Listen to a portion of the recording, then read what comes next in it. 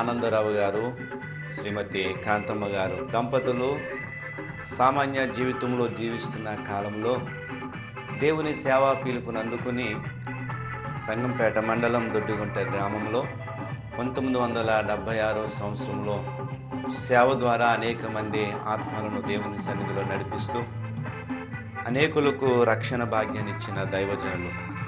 వారి కుటుంబము దేవుని సేవలో ఉంటూ వారి చిన్న కుమారుడు దైవజనుడు జోసఫ్ కుమార్ గారు నిర్వహించు ఈ కల్వరి ధ్వజం అనే టీవీ పరిచర్య వినుచున్న మీకందరికీ ఆశీర్వాదకరంగా ఉండాలని ఆశిస్తూ ఉన్నాను. దేవుని నామానికి మహిమ కలుగును గాక. ప్రభునందు ప్రియ దేవుని బిడ్డలారా, కల్వరి ధ్వజం అనే ఈ టీవీ పరిచర్యను ప్రారంభించడానికి దేవుడిచ్చిన ఈ మంచి తరుణాన్ని బట్టి మొదటిగా దేవునికి స్తుతిస్తూ ఉన్నాను. ఈ వర్తమానం ద్వారా అనేక కుటుంబాలు దీవించబడాలని, ప్రభు సన్నిధిలో బలపరచబడి దేవుని వాక్యము ద్వారా దేవుని మాటతో ఉజ్జీవింపబడి ఆయన సన్నిధిలో ఎదగాలని ప్రభు నామను బట్టి నేను ప్రార్థిస్తూ ఉన్నాను. ఈ సమయంలో ఈ దినము దేవుని వాక్యాన్ని ధ్యానం చేద్దామండి. హెబ్రీ పత్రిక 11వ అధ్యాయము 6వ వచనము. దేవుని వాక్యములో విశ్వాసము లేకుండా దేవునికి ఇష్టడైండుట అసాధ్యము. చిన్న ప్రార్థన. పరమ తండ్రి, నీ పాదాలకు స్తోత్రాలు ప్రభువా. కొద్ది నిమిషాలు నీ మాటతో మమ్మల్ని బలపరచండి. ఈ కల్వరి ధ్వజమని టీవీ పరిచర్యను ప్రారంభించడానికి మీరిచ్చిన కృపను బట్టి మీ స్తోత్ర. నీ చిత్తమును బట్టి, నీ ఇష్టమును బట్టి ఇది ముందుకు సాగటానికి మీ హస్తము, నీ ప్రణాళిక, నీ వనరులు సిద్ధం చేసి మేలు చేయమని, ఈ ప్రార్థనా గృహం యొక్క పరిచర్యను మీరు ఆశీర్వదించి అడుగు పెట్టే ప్రతి ఒక్కరిని మీరు దీవించమని, ఈ పరిచర్య ద్వారా అనేక కుటుంబాలు దీవెనకరంగా మార్చమని యేసు నామములో వేడుకొనుచున్నాను తండ్రి, ఆమేన్. దేవునికి స్తోత్రం. హల్లెలూయా. దేవుని వాక్యములో రాయబడిన మాట హెబ్రీ పత్రిక 11వ అధ్యాయము 6వ వచనంలో మనం చదువుతూ ఉంటే, విశ్వాసము లేకుండా దేవునికి ఇష్టలైండుట అసాధ్యము. దేవుని వాక్యంలో ప్రియులారా చక్కని మాటను మనం చూస్తూ ఉన్నాం. దేవుడు ఇష్టపడాలి అంటే మనకి ఏముండాలంటే విశ్వాసం అనేది ఉండాలి. దేవునికి స్తోత్రం చెల్లిందామండి. హల్లెలూయా. దేవుడు ఇష్టపడాలి. ఈరోజు ప్రియులారా లోకములో ఒక నాయకుడు మనల్ని ఇష్టపడాలంటే మనుషుడు ఆ నాయకుడు ఇష్టపడే రీతిగా బ్రతుకుతూ ఉంటాడు. ఒక తండ్రి ఇష్టపడాలంటే తండ్రికి ఇష్టమైన పనులు చేస్తే తండ్రి ఇష్టపడతాడు. కుటుంబంలో ఎవరైనా, సమాజంలో స్నేహితులైనా ఎవరైనా ఇష్టపడాలి అంటే ఇష్టపడే రీతిగా మనిషి జీవించినప్పుడు మనకు ఇష్టం అనేది కలుగుతూ ఉంటారు. అయితే ఈరోజు ప్రియులారా దేవుని వాక్యములు మనం చదువుతున్నాం చూడండి. విశ్వాసము లేకుండా దేవునికి ఇష్టలైండుట అసాధ్యం. ఈరోజు ఈ అంశం ఏమిటి అంటే మనము ప్రియులారా ఎలాంటి విశ్వాసం ఉంటే దేవునికి ఇష్టలవుతాము. ఈరోజు ప్రియులారా దేవునికి ఇష్టం అవ్వాలి అంటే మనలో బలమైన విశ్వాసం ఉండాలి. మనలో ఒక ప్రత్యేకమైన విశ్వాసం, సంపూర్ణమైన భక్తి కలిగి, విశ్వాసము అంటే ప్రియులారా భక్తి అనగా ప్రియులారా భక్తి అనొచ్చు. విశ్వాసానికి రెండవ మాట ఏమిటంటే నమ్మకము. ఏమిటండి? నమ్మకము అని కూడా చెప్పవచ్చు. అంటే ప్రియులారా దేవుని యందు నమ్మకం ఉంచిన తరువాత మన మనస్సు మళ్ళీ లోకం వైపు తిరగకూడదు. ఒకే ఒక ఆలోచన. దేవుని యందు మనం నమ్మకం ఉంచితే మళ్ళీ లోకం వైపు తిరిగితే మన నమ్మకము దేవుని మీద పెట్టినట్లుగా. ఒక సమస్య వచ్చింది, ఒక పరిస్థితులు మన జీవితాన్ని వెంటాడుతున్నాయి, మన పరిస్థితులు తారుమారుగా ఉన్నాయి, మన జీవితంలో మేలు జరగాలి, మన జీవితంలో ఆశీర్వాదము కలగాలి అంటే దేవుని యందు మన విశ్వాసం ఉంచాము కాబట్టి ఇక మళ్ళీ మన ఆలోచన లోకం వైపు తిరగకూడదు. ఎప్పుడైతే అలా ఉన్నామో ప్రియులారా రెండు తలంపులుగా, రెండు పడవల మీద కాళ్ళు పెట్టినట్లుగా ఉంటారు. అందును బట్టి ప్రియులారా మన విశ్వాసము దేవుని మీదే ఉంచాలి. అప్పుడు మనము ఆశీర్వదించబడతాం. దేవుని స్తోత్రం. ఒక మనిషిని నమ్మాలి అంటే ఏదో ఒక ఆధారం అనేది ఉండాలి.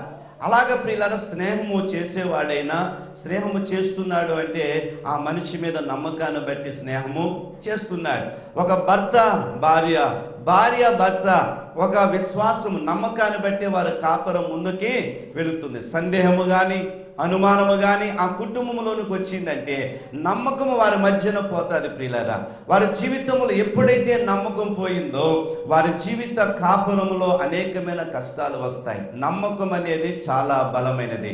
విశ్వాసం ఉంటే ప్రియులారా మన జీవితమే ఆస్వాదించబడతారు. చూడండి, ఒక మాట చెప్తాను. ఒక వైద్యుడి దగ్గరికి మనం వెళ్తాము, విశ్వాసాన్ని బట్టే వెళ్తాం. అతడు ఇచ్చే మందును బట్టి ఆ ట్యాబ్లెట్ల మీద నమ్మకం ఉంటుంది మనకి. ఆ నమ్మకాన్ని బట్టి ఎవరి వైద్యుడి మీద నమ్మకాన్ని బట్టి ఆ ట్యాబ్లెట్ పేరు చదవము, అది ఉన్న డేటు ఏమి కూడా మనకు అనవసరం. వైద్యుడి మీద నమ్మకాన్ని బట్టి ఆయన ఏ మందు ఇచ్చినా మనం ఏం చేస్తాం చెప్పండి, వాడుకుంటాం. అది వేసుకుని తగ్గుతుంది అని. అంటే వైద్యుడి మీద నమ్మకం లేకపోతే మన ఆ మందులన్నీ కూడా ఏమవుతాయి చెప్పండి, వ్యర్థమైపోతాయి.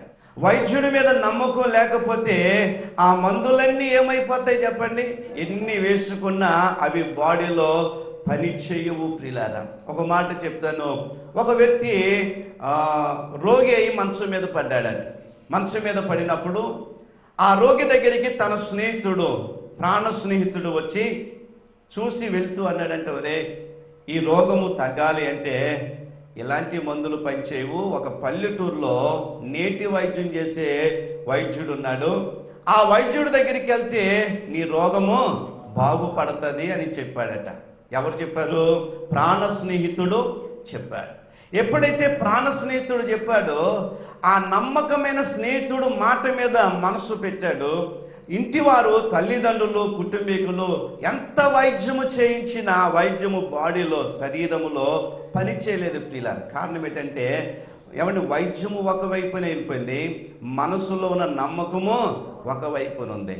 అయితే ప్రియులారా, చాలా దినాలు రోగిగా మంచం మీద ఉన్నాడు.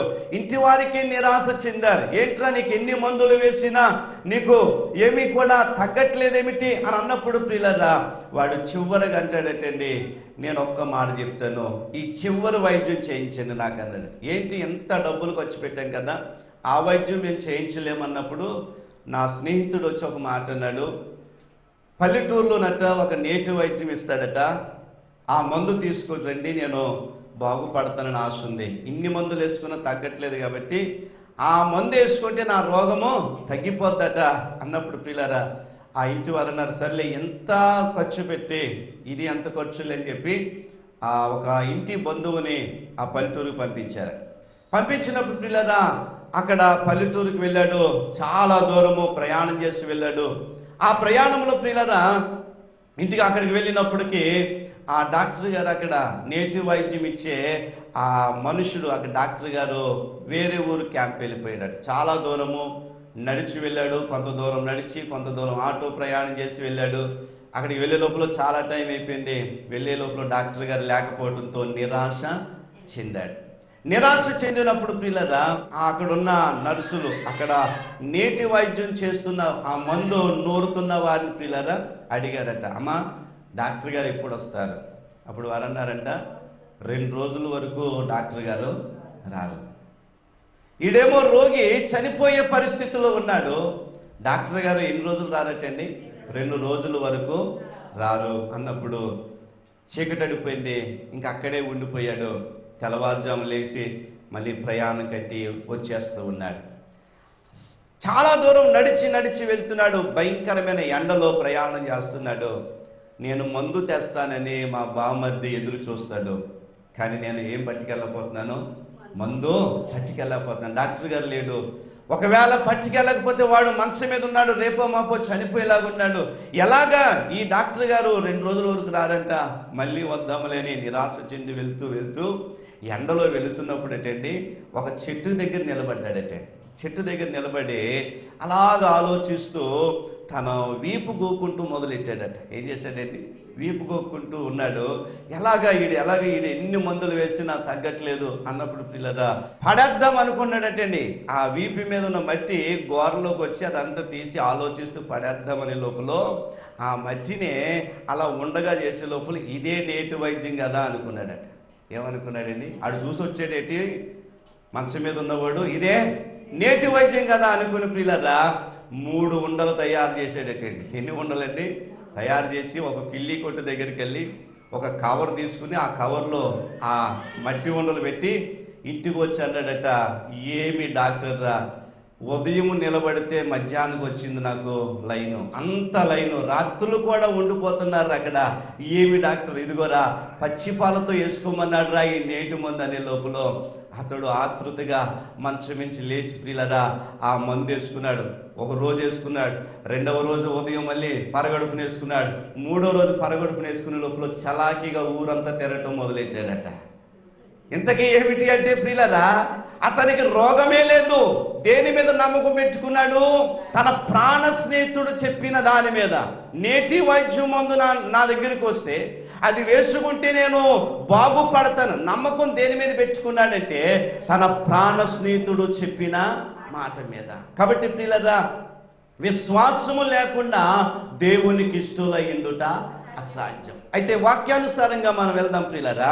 మనము దేవునికి ఇష్టం అవ్వాలి అంటే విశ్వాస సహితమైన ప్రార్థన మన దగ్గర ఉండాలి. హల్లెలూయా. బలహీనత ఉందా? కష్టం ఉందా? శోధనలు వచ్చాయా? ఆర్థికమైన సమస్యలు వచ్చాయా? అయితే ప్రభు మందిరానికి వెళ్ళి కన్నీటితో మనము ప్రార్థన చేసి విశ్వసించి నా దేవుడు నాకు మేలు చేస్తాడు, నా ప్రభువు నాకు ఉపకారము చేస్తాడు, నేను కోరుకున్న కార్యాన్ని దేవుడు నెరవేరుస్తాడు అనే విశ్వాసం ఉండాలి. దేవునికి స్తోత్రం. దేవాతి దేవుడు యేసు ప్రభుల వారి ప్రియులారా, ఆయన సువార్త పరిచర్యలో విశ్వాసమును బట్టి ఎంతమంది భక్తులు ఆశీర్వదించబడ్డారు. భక్తుల యొక్క విశ్వాసాన్ని బట్టి దేవుడు వారిని ఎలాగో మెచ్చుకున్నాడు.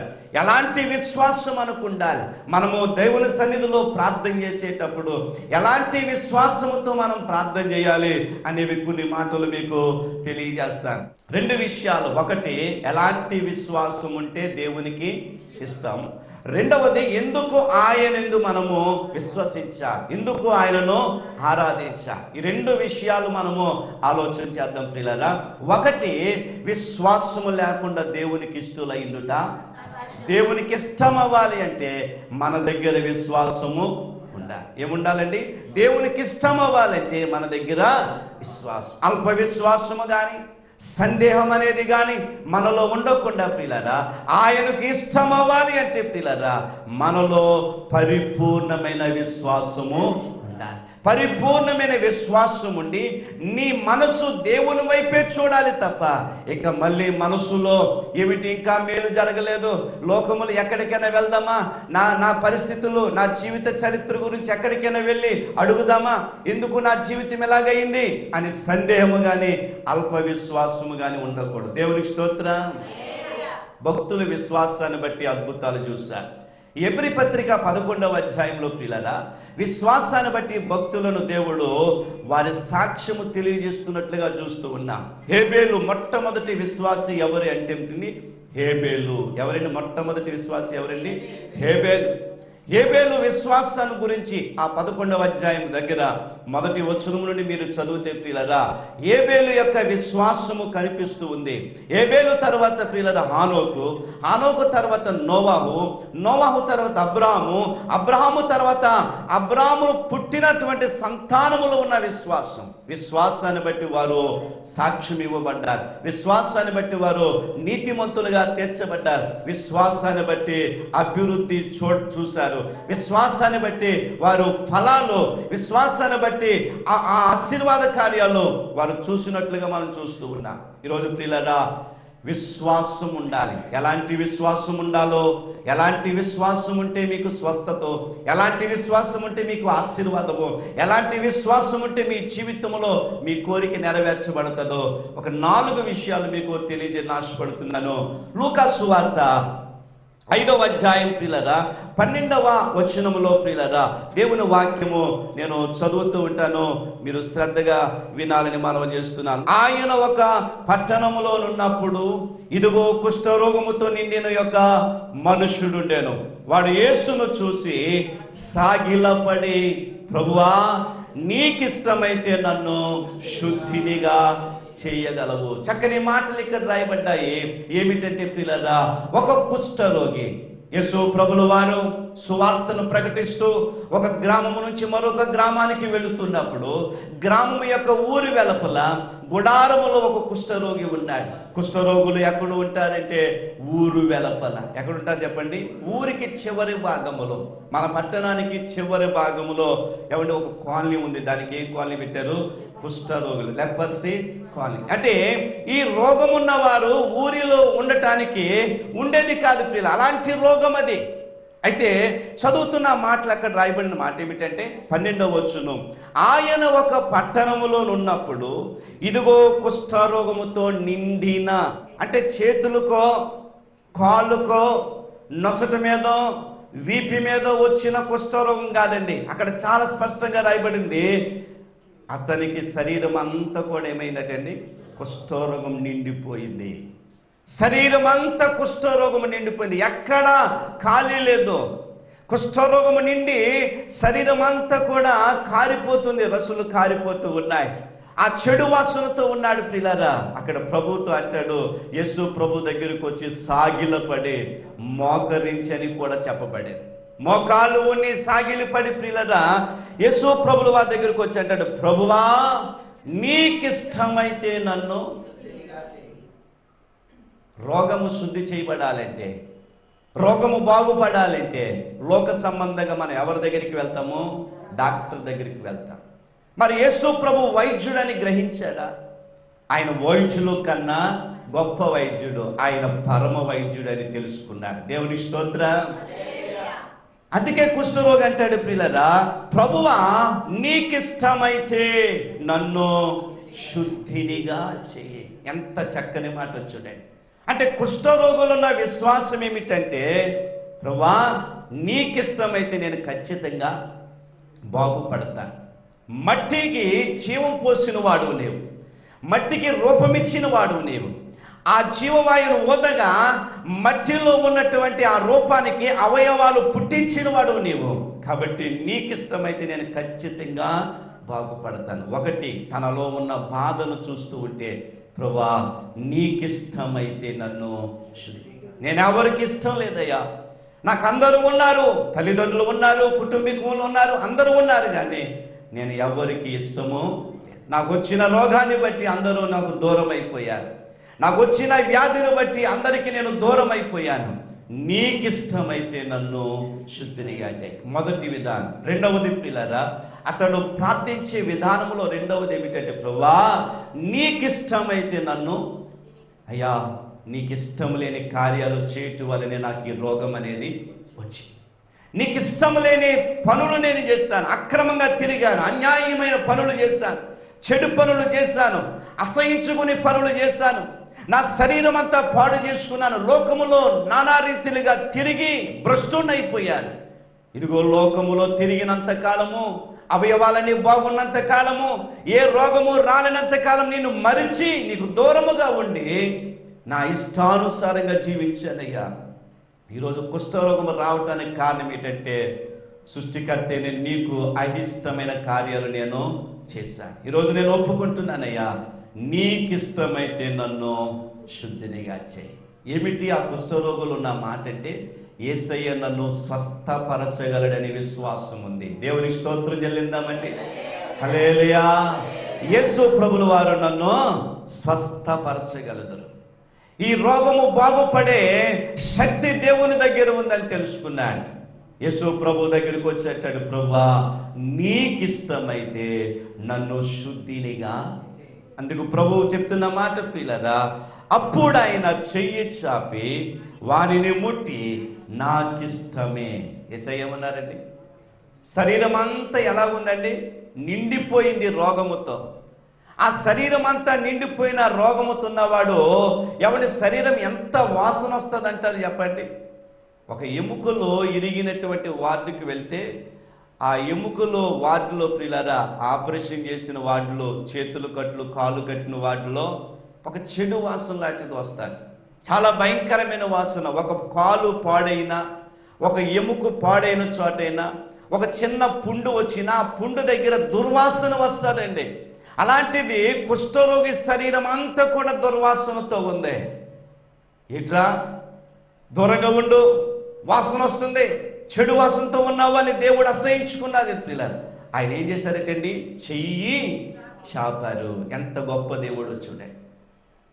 తనకు భోజనం పెట్టడానికి తన కుటుంబం నుంచి వచ్చిన వారు దూరంగా నిలబడి ఆ భోజనం తెచ్చిన మూట లేక ఆ క్యారేజ్ అక్కడ విడిచిపెట్టి వెళ్ళిపోయేవారు. అతడు తిన్న కంచం అతడే కనుక్కోవాలి, అతడు తినే పదార్థాలు అతడే తెచ్చుకుని తినాలి. దూరముగా నిలబడి వదిలి వెళ్ళిపోయే పరిస్థితి.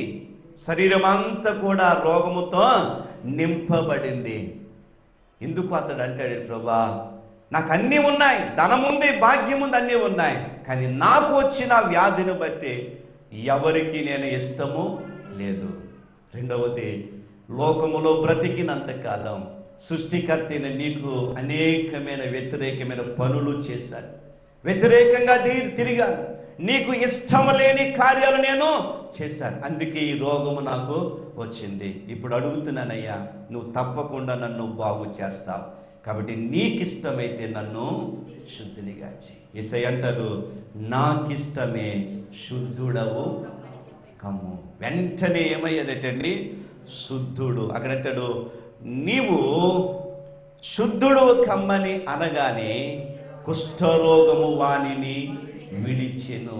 పసిపిల్ల దేహముగా మారిపోయాడు. ఊరు వెలపల ఒంటరి వాడిగా ఉన్న జీవితం మళ్ళీ కుటుంబముతో కలిసే ధన్యత, కుటుంబీకులతో, పిల్లలతో, భార్య బిడ్డలతో, పిల్లల అన్నదమ్ములతో అందరితో సంతోషించే ధన్యత ఆ కుష్ఠరోగికి దేవుడు అనుగ్రహించాడు. కాబట్టి పిల్లరా, కుష్ఠరోగులో ఉన్న విశ్వాసం ఏమిటంటే, నీకిష్టమైతే నన్ను శుద్ధినిగా చేయి. రెండవ భక్తుని మనం చూస్తాం పిల్లరా. మత్తయి సువార్త 8వ అధ్యాయము 5వ వచనాన్ని చదివితే అక్కడ ఒక శతాధిపతి కనిపిస్తున్నాడు. మీరు చదువుతుంటే పిల్లలు 5 నుంచి 13 వచనం వరకు మీరు బైబిల్ తీసి చదవండి. అక్కడ ఒక్కొక్క విషయం చూస్తే ఒక శతాధిపతి, ఎవరిటండి అతను? శతాధిపతి, అధికారం ఉన్నవాడు. కొన్ని గ్రామాల మీద అధికారిగా ఉన్న శతాధిపతి యేసు ప్రభుల వారి దగ్గరికి వచ్చి అంటారు, ప్రభువా, నా ఇంట నా దాసుడు పక్షవాయువుతో బాధపడుచున్నాడు, మిగులు బాధపడుచున్నాడు, చాలా బాధపడుతున్నాడు అని చెప్తూ ప్రియులారా వేడుకుంటున్నాడు. ఏం చేస్తున్నాడండి? శతాధిపతి అన్నాడు, బాధపడుతున్నాడని వేడుకున్నాడు. స్వస్థపరచు ప్రభువా, నా దాసుని బాగు చేయని ఆయన అనలేదు. అక్కడ చదివితే వాక్యం ప్రియులారా, అక్కడ అంటాడు, ప్రభువా, నా దాసుడు పక్షవాయువుతో బాధపడుచు ఇంటిలో పడి ఉన్నాడు అని వేడుకున్నాడు. యేసయ్య అంటారు అప్పుడు, నేను వచ్చి నీ దాసుని స్వస్థపరుస్తాను. శతాధిపతి వచ్చాడు కాబట్టి, అధికారము కలిగిన వాడు తగ్గించుకుని దేవుని దగ్గరికి వచ్చాడు. కొన్ని గ్రామాల మీద అధికారిగా ఉన్న శతాధిపతి యేసు ప్రభుల వారి దగ్గరికి వచ్చాడంటే ఎంత తగ్గించుకున్నాడో చూడండి. ఈరోజు ప్రియులారా, భక్తితో పాటు మనం ఏ హోదాలో ఉన్నా, ఏ స్థితిలో ఉన్నా తగ్గించుకోవాలి. తగ్గించుకున్న వారిని దేవుడు హెచ్చిస్తాడు. దేవునికి స్తోత్రం చెల్లిద్దామండి. హల్లెలూయా. తగ్గించుకున్నాడు ప్రియులారా. శతాధిపతి, శత అధిపతి, గ్రామాల మీద అధిపతి ప్రియులారా, తగ్గించుకుని అంటాడు, ప్రియులారా, ప్రభువా, నువ్వు నా ఇంటికి రావటానికి నేను పాత్రుడను కాను, ఇదిగో నువ్వు మాట మాత్రము సెలవి. ఏమన్నాడు చెప్పండి? మాట మాత్రము సెలవియ్యి. నా దాసుడు దేని మీద విశ్వాసం ఉంచాడు? మాట మీద, దేవుని మాట మీద. నువ్వు రావవసరం లేదు ప్రభువా, నువ్వు మాట మాత్రము సెలవియ్యి, నా దాసుడు బాగుపడతాడు.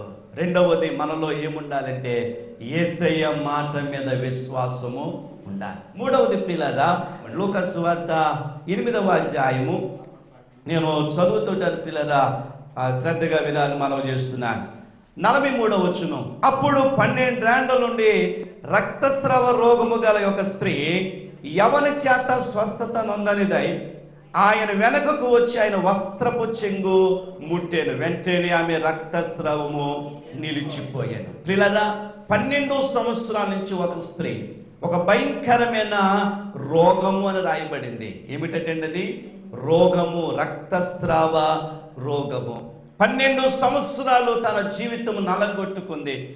జీవనోపాధి అంతా కూడా ఖర్చు పెట్టినట్లుగా వాక్యం రాయబడింది. ఒకరోజు యేసు ప్రభు ఆ ప్రాంతానికి వచ్చిన మాట విని, నేను యేసయ్య వస్త్రపు చెంగును ముట్టాలి. ఎందువలంటే పిల్లరా, కుష్ఠరోగు వలె ఎదురుగా వచ్చి చెప్పే రోగము కాదండి. హృదయంలో వేదనతో ఉంది, ఎదురుగా వచ్చి ప్రభువా నాకు ఒక రోగం ఉంది, నువ్వు నన్ను స్వస్థపరచు అంటానికి లేదు. అయితే ప్రియులరా, ఆ స్త్రీ ఏం చేసిందంటే, ఇదిగో యేసయ్య ఈ ప్రాంతానికి వచ్చారట, ఈ ప్రాంతంలో యేసు ప్రభు వాక్యం చెప్తున్నారట, ఆ జనసమూహం మధ్యలో యేసయ్య ఉన్నారు కాబట్టి నేను నెమ్మదిగా వెళ్ళి ఆయన వస్త్రపు చెంగును ముడితే నాకు స్వస్థత వస్తుందని. దేని మీద విశ్వాసం ఉంచిందండి? వస్త్రపు చెంగు.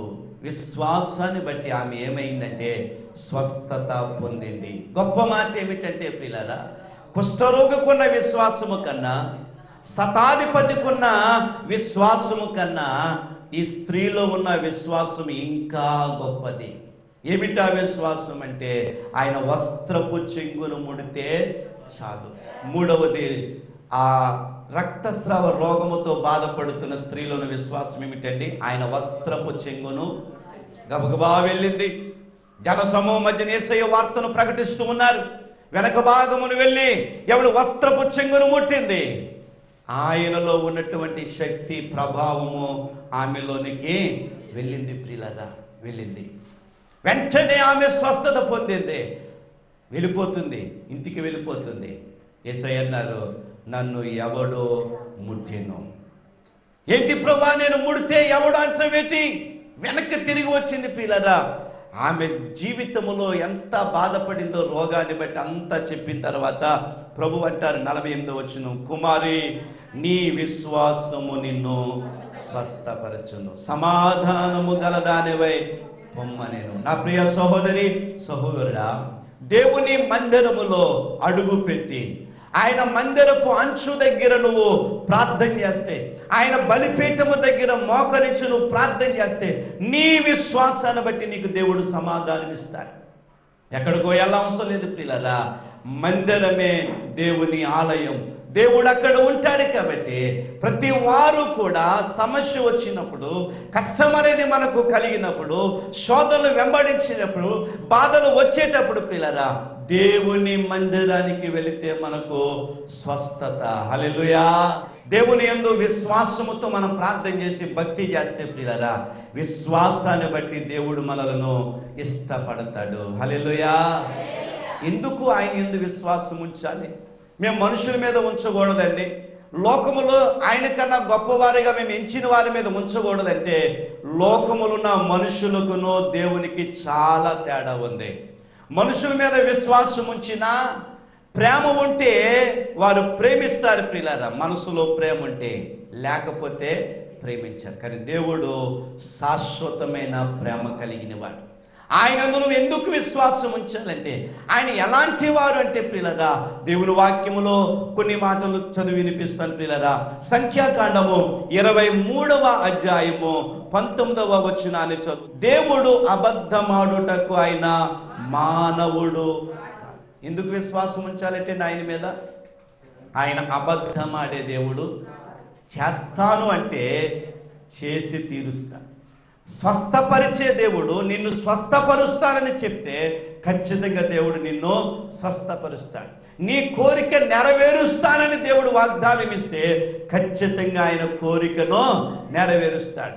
నీ పరిస్థితులు మారుస్తానని వాగ్దానం ఇస్తే ఖచ్చితంగా ఆయన దేవుడు చేస్తాడు. ఎందుకు ఆయన యందు విశ్వాసం ఉంచాలంటే, ఆయన అబద్ధమాడే దేవుడు కాదు. రెండవది ప్రియులారా, యోబు గ్రంథము 23వ అధ్యాయము, యోబు గ్రంథము 23వ అధ్యాయం ప్రియులారా 13వ వచనం చదివితే, ఆయన ఏక మనస్సు గలవాడు, ఆయనను మార్చగలవాడెవడు? దేవుని వాక్యములో చెప్తున్న మాట, ఆయన ఏక మనస్సు అంటే ఒక్కసారి మాట ఇస్తే మాట తప్పే దేవుడు కాదండి. ఒక్కసారి వాగ్దానము చేస్తే వాగ్దానమును మీరే దేవుడు కాదు. ఎందుకు ఆయన యందు విశ్వాసం ఉంచాలి?